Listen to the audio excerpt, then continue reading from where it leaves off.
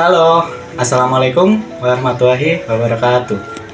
Perkenalkan, nama saya Arga Rifansyah, NPM 22018. Mata kuliah Metodologi Penelitian dan Penulisan Hukum. Dosen pengampu Dr. Hajah Siti Aisyah, SPD, SH, MM, MH. Saya dari Fakultas Hukum Universitas 17 Agustus 1945 Samarinda. Di sini saya akan menjelaskan tentang metode ilmiah, kriteria metode ilmiah, dan beberapa langkah dalam metode ilmiah. Langsung lanjut saja. Yang pertama, metode ilmiah. Manusia sebagai makhluk Tuhan selalu menghadapi berbagai masalah dan upaya penyelesaiannya sangat berpeluang kepada tekad dan kesanggupan manusia untuk memecahkan masalah yang kompleks dalam kehidupan. Penelitian memegang peran penting dalam membantu manusia untuk memperoleh pengetahuan baru dalam memecahkan masalah, di samping akan menambah ragam pengetahuan lama. Dalam memecahkan satu masalah, kerja seseorang ilmuwan akan berbeda dengan seorang awam. Seorang ilmuwan selalu mendapatkan logika serta menghindarkan dari pertimbangan subjektif.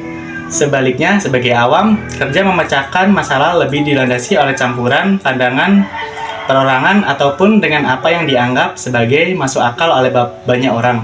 Metode ilmiah merupakan prosedur dalam mendapatkan pengetahuan yang disebut ilmu. Jadi, ilmu merupakan pengetahuan yang didapatkan lewat metode ilmiah. Karena ideal dari ilmu adalah untuk memperoleh interrelasi yang sistematis dari fakta-fakta dengan menggunakan pendekatan kesangsian sistematis. Oleh karena itu, penelitian dan metode ilmiah sebenarnya mempunyai hubungan yang sangat erat jika tidak dikatakan sama. Tidak semua pengetahuan dapat disebut ilmu, karena ilmu merupakan pengetahuan yang cara mendapatkannya harus memenuhi syarat-syarat yang dimaksud tercantum dalam metode ilmiah. Seperti diketahui bahwa berpikir adalah kegiatan yang mental menghasilkan pengetahuan. Dalam konteks yang demikian, T.H. Huxley menyatakan bahwa metode ilmiah merupakan ekspresi mengenai cara bekerja pikiran.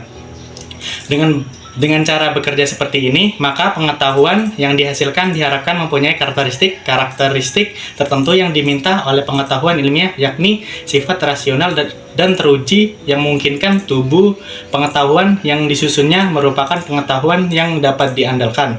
Dalam hal ini, metode ilmiah mencoba menggabungkan cara berpikir deduktif dan cara berpikir induktif dalam membangun tubuh pengetahuannya. Metode ilmiah dari suatu ilmu pengetahuan adalah segala cara dalam rangka ilmu tersebut untuk sampai kepada kesatuan pengetahuan. Tanpa metode ilmiah, suatu ilmu pengetahuan itu sebenarnya bukan suatu ilmu, tapi suatu himpunan pengetahuan saja tentang berbagai gejala tanpa dapat dihindari hubungan antara gejala yang satu dengan gejala yang lainnya. Karena masalah yang dihadapinya adalah nyata, maka ilmu mencari jawabannya pada dunia nyata pula. Ilmu dimulai dengan fakta dan diakhiri dengan fakta. Einstein menyatakan apapun juga teori yang menjembatani antara keduanya. Teori yang dimasukkan di sini adalah penjelasan mengenai gejala yang dapat dalam dunia fiksi tersebut, tetapi merupakan suatu abstraksi intelektual di mana pendekatan secara rasional digabungkan dengan pendekatan empiris. Artinya, teori ilmu merupakan suatu penjelasan rasional yang dikesesuaian dengan objek yang dilaksanakannya, tetapi harus didukung oleh fakta empiris untuk dapat dinyatakan benar. Disinilah pendekatan rasional digabungkan dengan pendekatan empiris dalam langkah-langkah yang disebut metode ilmiah. Secara rasional, maka ilmu penyusun pengetahuannya secara konsisten dan kumulatif. Sedangkan secara empiris, ilmu memisahkan pengetahuan yang secara empiris. Ilmu memisahkan pengetahuan yang sesuai dengan fakta dari yang tidak. Dengan sederhana, maka hal ini berarti bahwa untuk semua teori ilmiah harus memenuhi dua syarat utama, yaitu yang pertama, harus konsisten dengan teori-teori sebelumnya yang memungkinkan tidak terjadinya kontradiksi dalam teori keilmuan secara keseluruhan. Yang kedua, harus cocok dalam fakta-fakta empiris, sebab teori yang bagaimanapun konsistennya kalau tidak didukung oleh penguji empiris tidak dapat diterima kebenarannya secara ilmiah. Dengan demikian, logika ilmiah merupakan gabungan antara logika deduktif dan logika induktif, di mana rasionalisme dan empirisme hidup berdampingan dalam sebuah sistem dengan mekanisme korektif.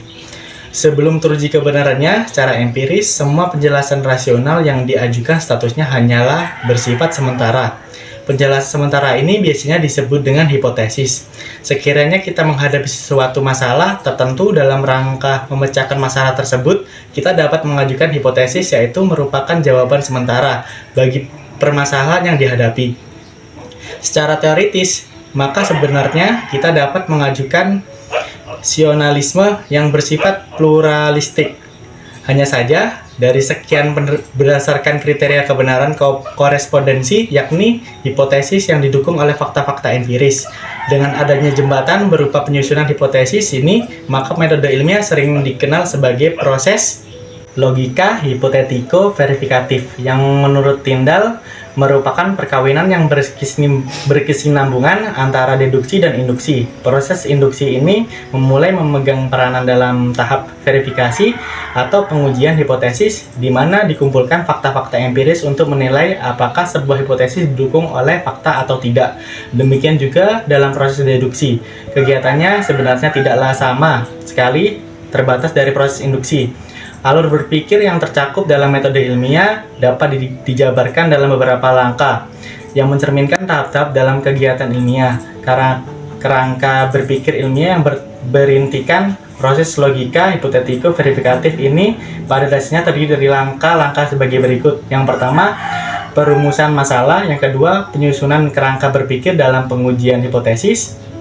Yang ketiga, perumusan hipotesis. Yang keempat, pengujian hipotesis. Yang kelima, penarikan kesimpulan. Keseluruhan langkah di atas harus ditempuh agar suatu penelaahan dapat disebut ilmiah. Walaupun langkah-langkah ini secara konseptual tersusun dalam urutan yang teratur, di mana langkah yang satu merupakan landasan bagi langkah berikutnya. Namun dalam praktek sering terjadi lompatan-lompatan. Hubungan antara langkah yang satu dengan langkah yang lainnya tidak terikat secara statis, melainkan dinamis, dengan proses pengkajian ilmiah yang tidak semata mengendalikan peralatan, melainkan juga imajinasi dan kreativitas.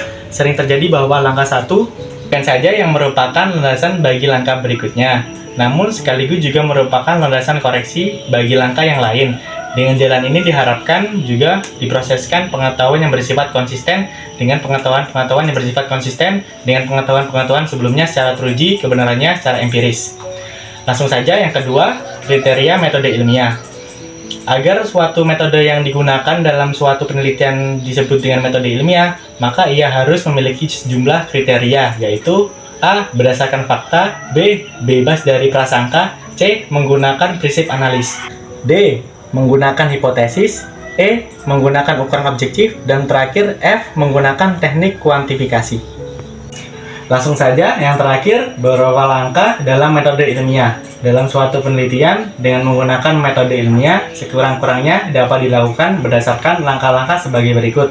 A. Merumuskan serta mendefinisikan masalah. Yang B. Mengadakan studi keperpustakaan. C. Memformulasikan hipotesis. D. Menentukan model untuk menguji hipotesis. E. Mengumpulkan data. F. Menyusun, menganalisis, dan memberikan interpretasi. G. Membuat generalisasi dan kesimpulan. Dan yang terakhir H. Membuat laporan ilmiah. Itu saja yang bisa saya sampaikan, kurang lebihnya mohon maaf. Saya akhiri. Wassalamualaikum warahmatullahi wabarakatuh.